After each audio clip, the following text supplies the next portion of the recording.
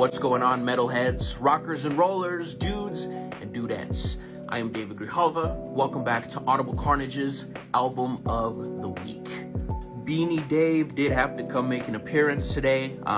Since cutting my hair, it's kind of grown to the awkward stage where I kind of constantly have a frizzy afro. So we're trying to combat that a little bit. Plus, it's just been like super fucking cold.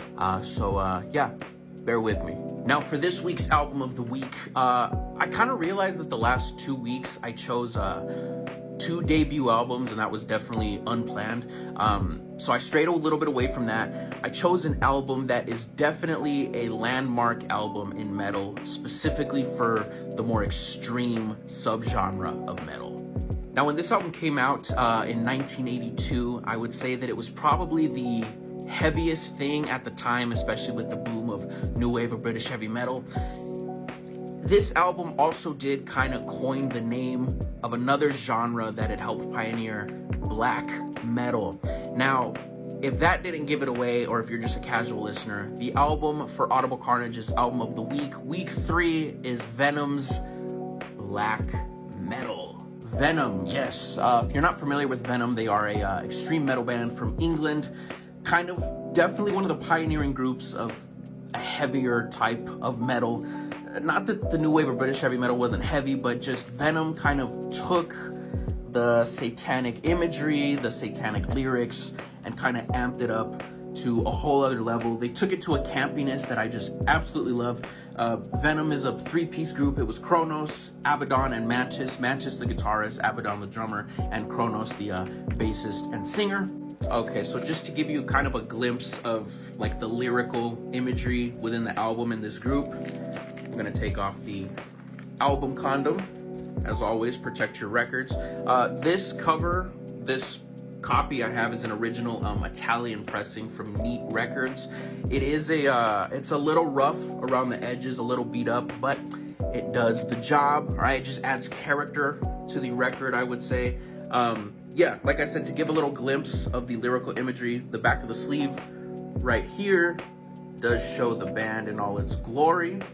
And it says here, "We drink the vomit of the priests, make love with the dying whore, we suck the blood of the beast and hold the key to death's door." Super fucking outrageous, super awesome. I fucking love it.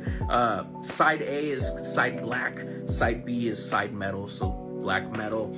The album cover was designed and illustrated by vocalist and bassist Kronos. It actually has a couple little things that I never noticed at first upon like casually viewing the album, but it of course does have the pentagram right here. On this side of the horn it has the inverted cross, and then on this it has the number of the beast, of course, that being 666. Yes, and of course, black metal. So Venom did do a very brief United States tour with this album. A little known band at the time named Metallica did open for them on those 2 dates they did in the United States in California. To me, this record is like extreme music 101. If there's somewhere you want to start and you want to get into the genre as a whole, I would say this and their debut album, Welcome to Hell, are definitely very good places to start. I mean, I really don't know what to say about this album. This album fucking rips. It rips so hard. Black Metal is, of course, the first song on the album.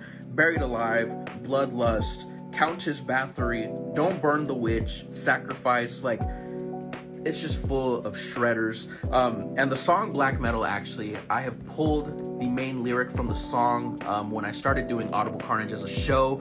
I pulled the main lyric from the song, and I say it at the end of every broadcast, as well as the end of every video I've done so far for Album of the Week. That lyric being, "Lay down your soul to the gods, rock and roll," because, I mean, to me, that kind of perfectly captures the spirit of metal. Metal isn't just a fad or a type of music. It's more of like a lifestyle. Not to sound like a fucking weenie, but it's a lifestyle. It's a way of life. It's you've never met a casual metal fan. It's always they're a diehard fan or they're just not into it. Yeah, if there was any god I could lay down my soul to, it would definitely be the god of metal, the god of rock and roll. So looking back at this record and just Venom as a whole, I think they perfectly capture that like stereotypical metal look and metal sound. I mean, they would wear the BDSM clothing, they would wield like axes and maces and flails and spears, and they would have skulls and blood, and they kind of took shock rock to a whole other level. Medieval Dungeons and Dragons type imagery. It's awesome. I love it. I think the songs are killer. I think the look is killer. I think this album is killer. Now, somewhere on the screen, as always, you're gonna see my standout tracks as well as my rating for black metal.